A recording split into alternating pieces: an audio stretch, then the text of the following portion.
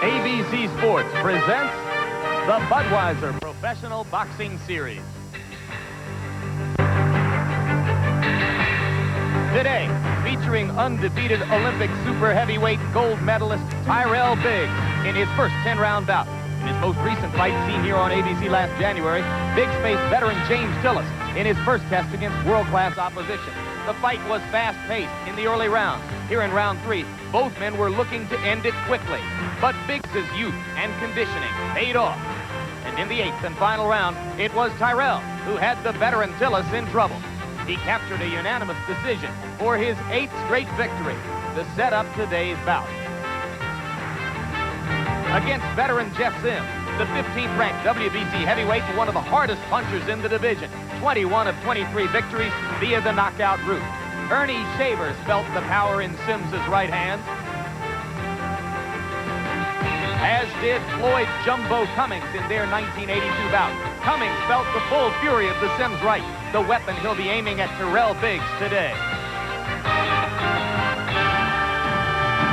This ABC Sports exclusive is brought to you by Budweiser, Beechwood Age for that clean, crisp taste.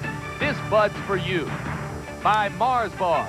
It's the little reward that makes life great, and Mars Bar is one great little reward.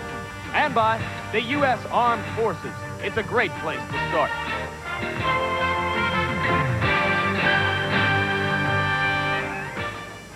Good afternoon. Many of you were probably with us live yesterday on ABC's Wide World of Sports for Dwight Muhammad Qawi's 6th-round technical knockout of Leon Spinks and retention of his WBA junior heavyweight crown. We are back in the same facility, the Lawler Event Center on the campus of the University of Nevada, Reno, for this scheduled 10-round heavyweight fight between Tyrell Biggs and Jeff Sims. The focus here is on Olympic super heavyweight gold medalist Tyrell Biggs. I'm Jim Lampley. You're going to be watching a man whose early career has been, for much of the time, somewhat enigmatic. Long on success, short on public acceptance. Biggs was booed by an American audience at Los Angeles in his Olympic gold medal winning effort. Booed again in his professional debut in Madison Square Garden, a 6th-round decision over a fighter named Mike Evans. Then submitted to treatment for what is now known in the language of sports and society as a substance abuse problem. Since that time, with the help of his trainer George Benton, has changed to a more aggressive fighting style and has received more public acceptance. Yesterday, when he was introduced here before the Spinks Qawi fight, he got a rousing round of applause. So he appears to have turned that particular corner.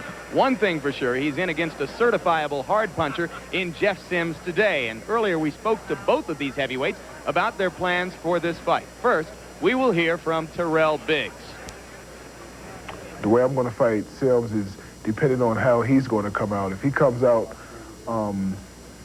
wild and coming after me, then I'm going to step around and box. But if he comes out sort of tentative, then I'm going to initially take the fight toward him.